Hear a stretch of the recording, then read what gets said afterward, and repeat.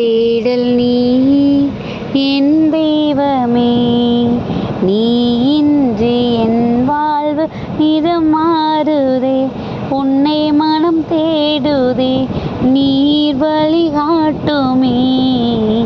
என் தேடல் நீ என் தெய்வமே, நீ இன்றி என் வாழ்வு நிறம் மாறுதே, உன்னை மனம் தேடுதே, நீ வழிகாட்டுமே.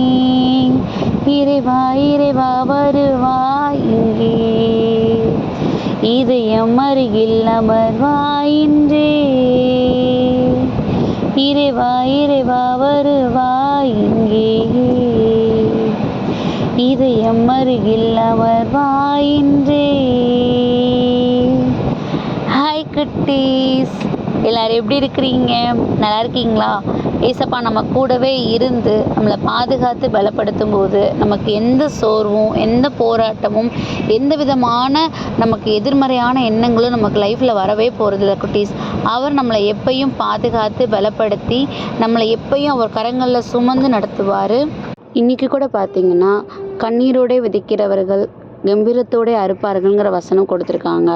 நம்ம விதைக்கிறது விதையாக இருக்கிற பட்சத்தில் கடவுள் அதனை நம்மளை நிறைவாக அறுவடை செய்வதற்கு கண்டிப்பாக ஹெல்ப் பண்ணுவார். நம்முடைய கண்ணீருக்கான மதிப்பு கடவுளுக்கு கண்டிப்பாக தெரியும், மனிதர்களுக்கு தெரிய வேண்டிய அவசியமே கிடையாது. அப்படி தானே குட்டீஸ்? கண்டிப்பாக நம்ம வைக்கிற ஒவ்வொரு வேண்டுதல்களும், நம்ம அனுபவிக்கிற ஒவ்வொரு போராட்டங்களுக்கு பின்னாடியும் ஒரு நிறைவான ஒரு அமைதி, ஒரு நிறைவான ஒரு சந்தோஷம், ஆசீர்வாதம் கண்டிப்பாக நமக்கு கிடைக்கும். ஸோ இந்த நாள்லையும் நம்ம பாடின பாடலும் அப்படித்தான்.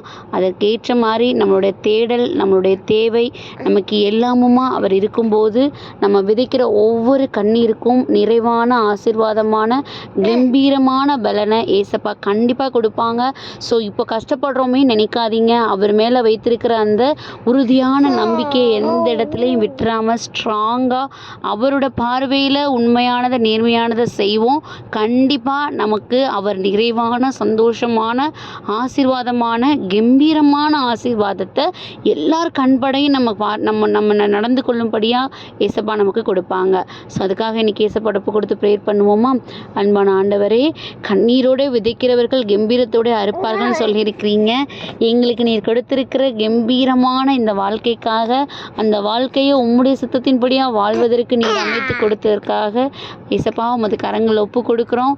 நீர் எங்களோட இருந்து இனியும் நாங்கள் ஒவ்வொரு செயல்களையும் எங்களுக்கு நடக்க வேண்டிய பாதையை எங்களுக்கு காட்டி தரும்படி உமது கரங்களை ஒப்பு கொடுக்கிறோம். ஆமீன்.